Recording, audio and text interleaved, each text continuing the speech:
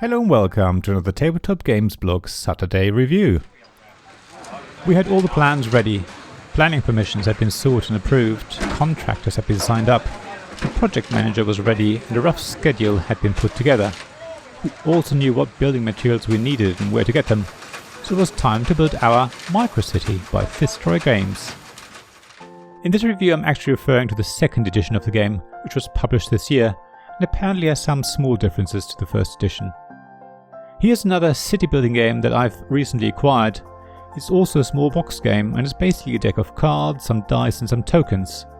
The game box is stuffed to the hilt with the components, but it's still small enough to fit into a jacket pocket, your handbag or rucksack. The footprint of the game itself is also relatively small, and the rulebook says that you can play it on a plane, which I haven't tried myself, and I'm unlikely to try for some time to come, but I can see that it would be possible. Already there are a lot of positives here for me. Also, the games can be played in a number of ways. Solo, 2-player cooperatively or 2-player competitively. I've played it in all three modes and I think they work equally well, but of course create slightly different game experiences. So here's another reason why you might want to have the game with you while you're out and about. Ultimately, the game is all about rolling dice and assigning them wisely.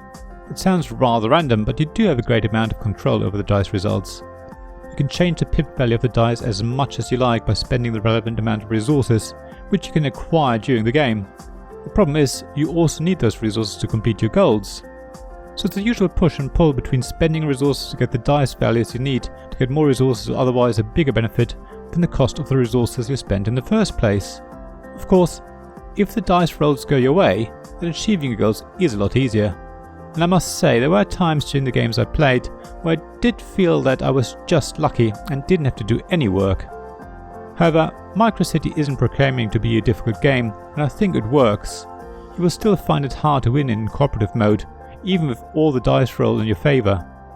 You still have to make some decisions, and if you get those wrong you will still lose. I think it's a good balance and makes the game feel puzzly enough to keep you wanting to keep trying until you're able to build your city before your turns run out. There really isn't much more to say about Microcity. It's a small box game, brimful with good quality components, which is pretty quick to play and will keep you entertained for a while. Thank you for listening to this Tabletop Games blog Saturday review podcast.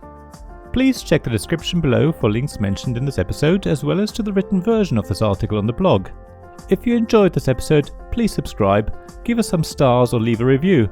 Please also tell your friends about me, and if you want to offer financial support, check out my Patreon and Ko-fi pages, links to which you'll find in the blog at tabletopgamesblog.com.